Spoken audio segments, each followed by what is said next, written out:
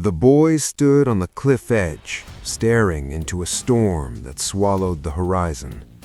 Lightning cracked above him, but he did not flinch. His tutors whispered that he was fearless, but even they did not know why. No one expected that this quiet, intense child would one day shake the world itself. Yet there is a secret about Alexander that few ever hear. A moment in his youth that reveals the fire that drove him, a hunger so fierce it bordered on madness. And if you understand that moment, you understand why he would stop at nothing to carve his name into history. Imagine a world divided by rival empires, trembling under constant war. Greece fractured into jealous city-states, Persia looming like a giant shadow to the east. And in the middle of this chaos, a young prince watches men twice his age kneel before his father, and wonders when they will kneel before him. But that's not the strangest part. Behind Alexander's calm eyes, something else was growing. Not ambition, not pride, something darker, something no one, not even his father, King Philip II, fully understood. It would drive him across deserts, into mountains, and through armies that dwarfed his own. Before he became a legend, he was just a boy with a burning question. How far can a human being go? By the time the world realized the answer, it was too late. And this story, his story, begins long before he ever set foot on a battlefield. Now, let's step into the world that shaped Alexander the Great. The world Alexander inherited was anything but peaceful. Greece was a land of sharp mountains, scattered valleys, and proud cities that refused to bow to anyone. Athens, Sparta, Thebes, each carried old grudges and fresh wounds. Every alliance felt temporary, and every handshake hid a blade. In the north stood Macedonia, a kingdom the southern Greeks dismissed as crude and half-barbaric. But that perception would change forever, because on its throne sat King Philip II, a man as brilliant as he was ruthless. He rebuilt his army from broken farmers and hardened them into an unstoppable machine. Philip was not just a king, he was a storm in human form. He crushed enemies, forged alliances, and forced Greece toward unity, one battle at a time. His court buzzed with tension, ambition, and plots, and in the shadows, young Alexander watched every move, trying to understand what true power looked like. But Alexander's world wasn't shaped by war alone. His mother, Olympias, was a force even Philip feared. Fierce, spiritual, and unpredictable, she often whispered that her son was descended from Achilles and even the gods themselves. Many dismissed her stories as superstition, but Alexander believed every word. That belief became more than pride, it became destiny. He studied under philosophers, learned from generals, and absorbed lessons like a sponge. Yet his greatest teacher was the land itself. Harsh, divided, and always on edge, a place where kings could rise overnight and fall just as quickly. Still, something deeper stirred beneath Greece's shifting politics. Persia, the greatest empire on earth, watched from across the sea. Its wealth was endless, its army massive, its kings confident. Most Greeks feared Persia. Philip dreamed of conquering it, and Alexander, he dreamed of surpassing even that. But no one expected how quickly everything would change. No one saw the fracture coming, not the generals, not the scholars, not even Philip himself. And when it came, Alexander's world would explode.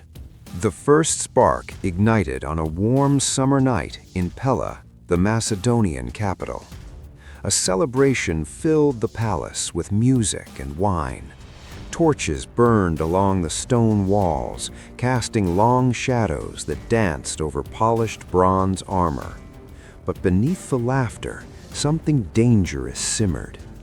King Philip II walked proudly through the hall, greeting nobles and foreign guests.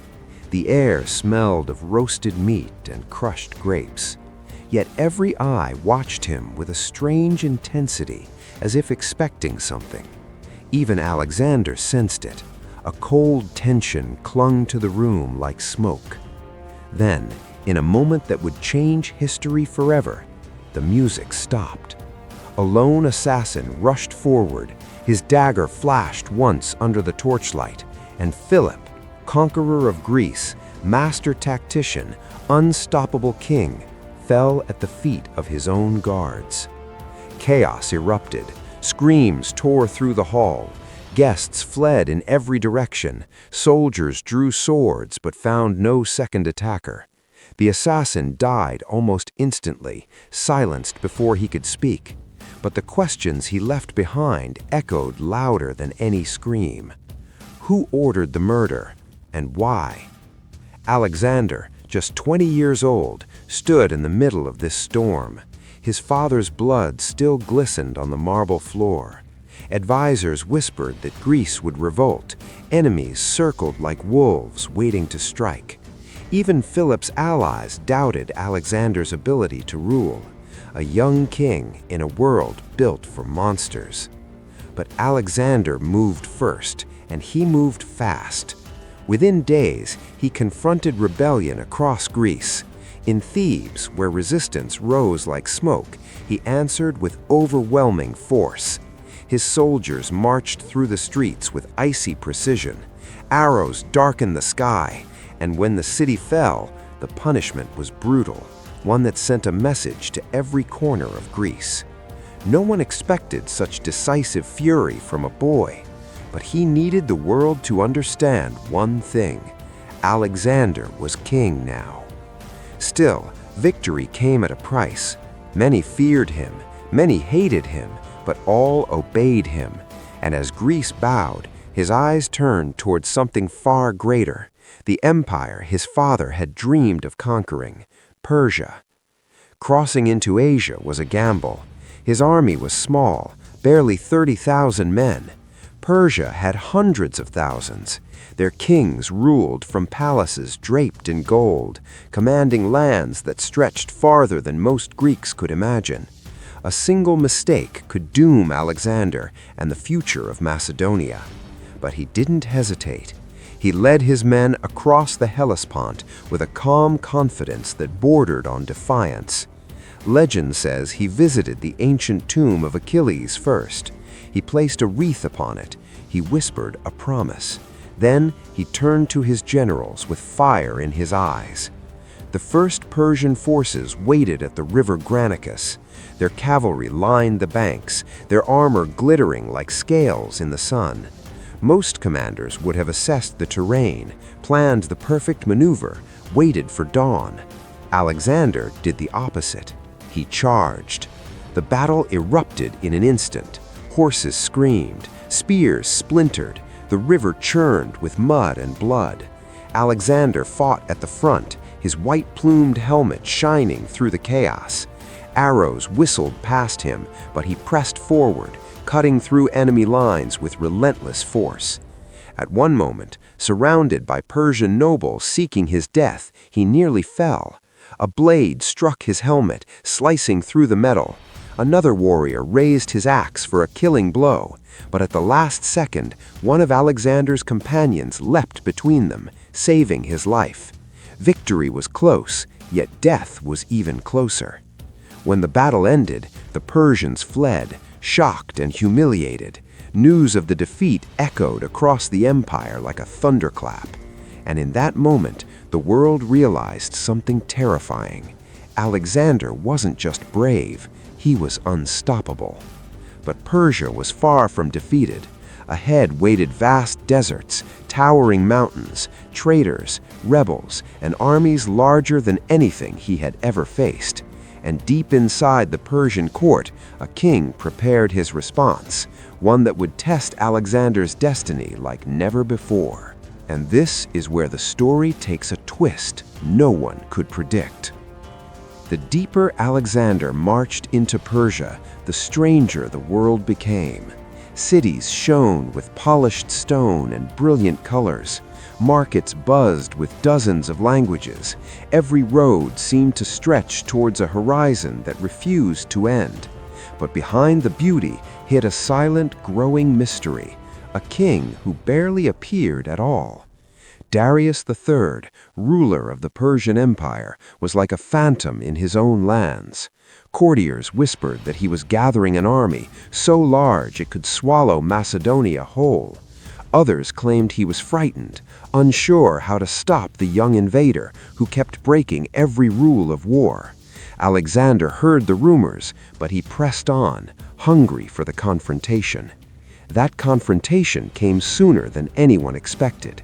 At Issus, the narrow coastal plains forced both armies into a deadly bottleneck. Alexander's men were exhausted, battered by weather and hunger, but the Persians stretched endlessly across the battlefield. Their banners whipped in the wind like waves of fire, and in the center, surrounded by elite guards, stood Darius himself. The clash was brutal. Dust rose so thick it turned noon to dusk.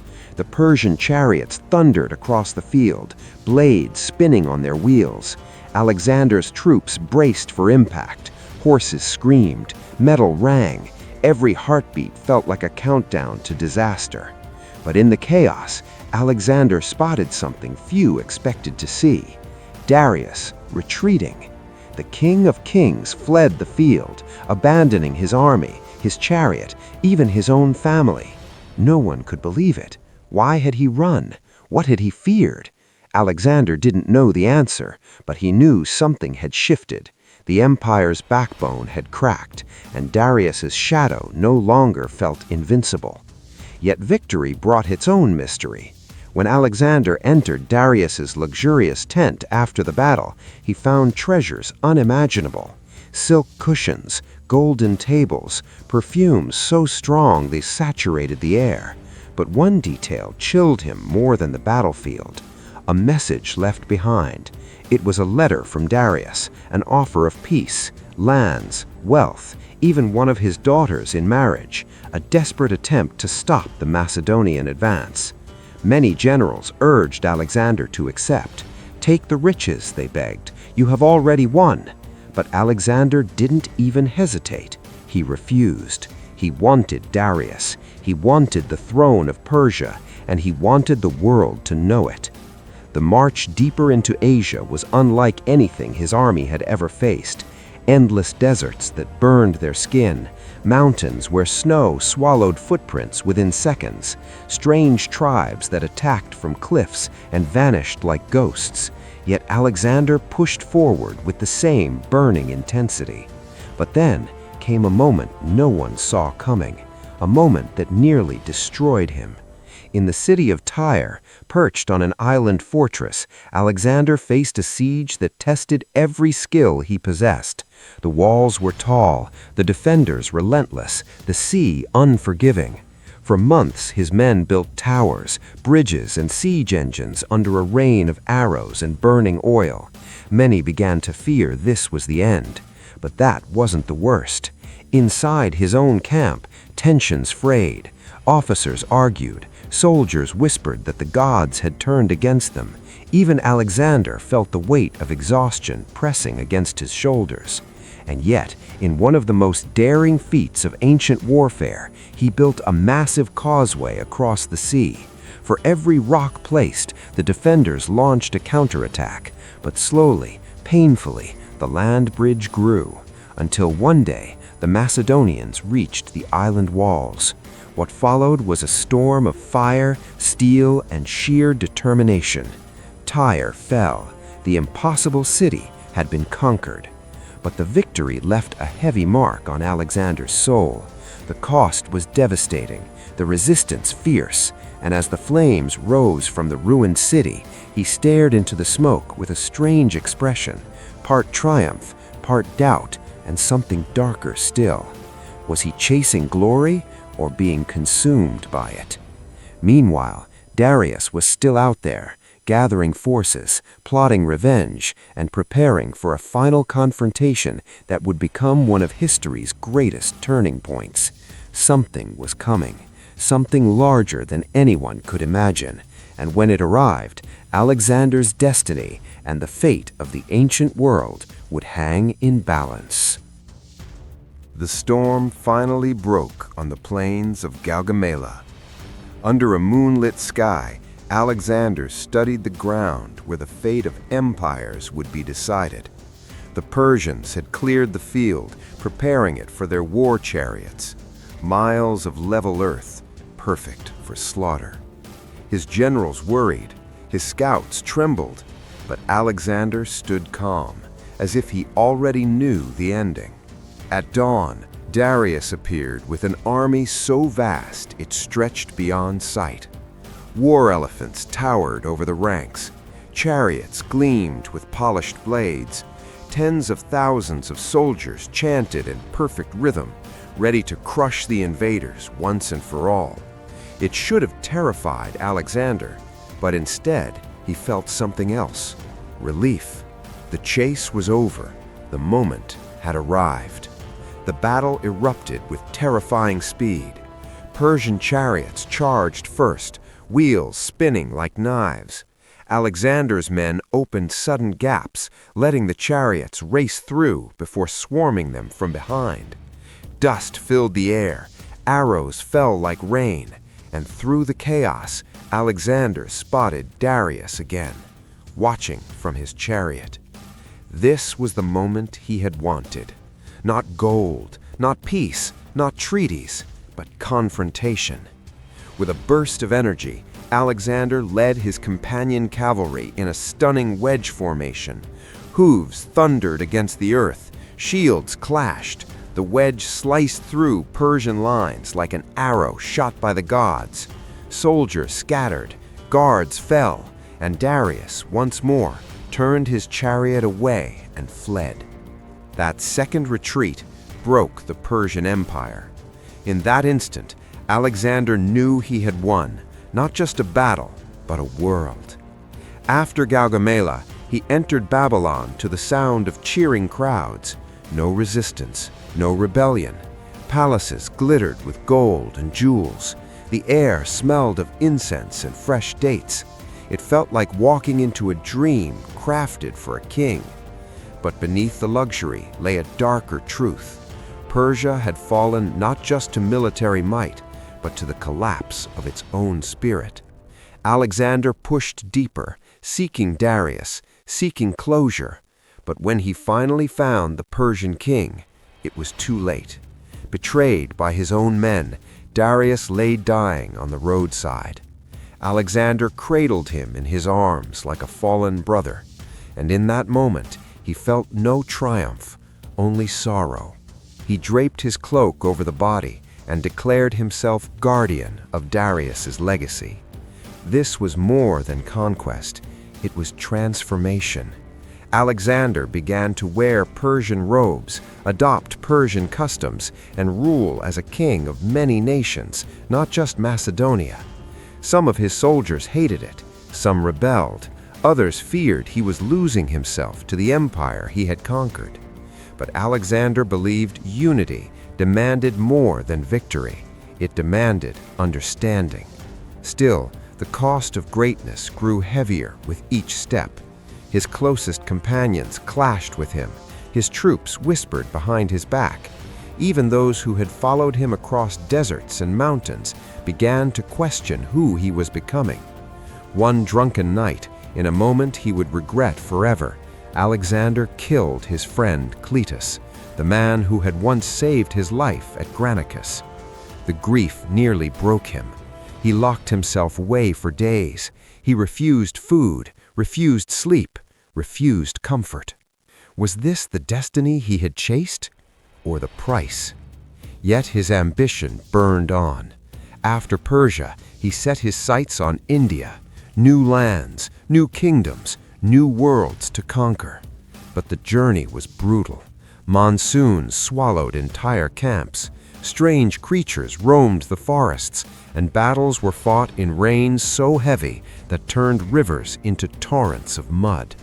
At the Hypasus River, his exhausted men finally refused to march further. They were broken, homesick, scared of what lay ahead, and for the first time in his life, Alexander heard the word no. He returned west with a heavy heart.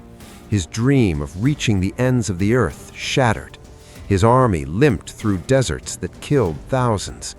By the time he reached Babylon, he was not the unstoppable prodigy he once was. He was a king burdened by ghosts, victories, and impossible expectations. Yet even then, one truth stood clear. Alexander had reshaped the world. Cities rose in his name, cultures blended, ideas spread, old borders dissolved, a new global age began. But the greatest question lingered, haunting both his admirers and his enemies. Had he conquered the world, or had the world conquered him? Alexander returned to Babylon as a man transformed. He had crossed continents, toppled empires, and carved his name into lands that had never heard it before. But the fire that once drove him now flickered with exhaustion. His body weakened, his voice grew softer, and those closest to him sensed a terrible truth. Even legends cannot outrun time. In the final days of his life, Alexander walked the gardens of Babylon slowly, his hands brushing the leaves, as if trying to hold on to something slipping away. He spoke of new campaigns, new lands beyond Arabia, new horizons calling his name. But his generals looked at him with uneasy eyes. They saw not the fearless king, but a man haunted by the impossible expectations of his own greatness. Then, without warning, fever struck. His strength drained in hours. His words became whispers. His commanders gathered around him, desperate for guidance. "To whom do you leave your empire?" they asked. Alexander's answer was as chilling as it was prophetic. "To the strongest." Those were the last words of the greatest conqueror the ancient world had ever known. Alexander died at just 32 years old, younger than many of the soldiers who had followed him across deserts and mountains. And yet, in that short lifetime, he reshaped the world in ways few have ever matched. His empire fractured after his death, torn apart by ambition and rivalry, but the impact of his journey never faded. Greek ideas flowed into foreign lands, Eastern customs entered the West, new cities rose along trade routes. Generations of rulers, warriors, and dreamers tried to follow in his footsteps. Some admired him, some feared him, but none ignored him. So who was Alexander the Great? A hero driven by destiny, or a young man chasing a dream too vast for any one life to hold? Was he a liberator or a conqueror, a visionary or a tyrant? History still argues. Perhaps it always will. But one truth remains impossible to deny. He changed the world, and the world has never forgotten his name. If you enjoyed this journey through history, don't forget to subscribe to History Hub for more cinematic stories. And remember, the past is never as distant as it seems.